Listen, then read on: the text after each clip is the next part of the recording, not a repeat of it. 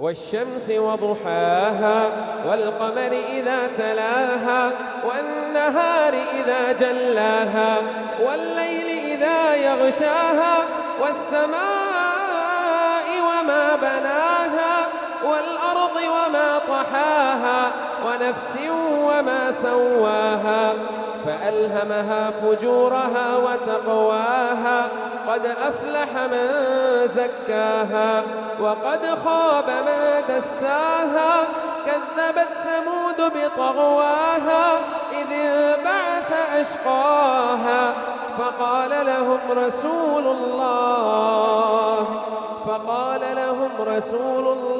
ناقة الله وسقياها فكذبوه فعقروها فدمدم عليهم ربهم بذنبهم فسواها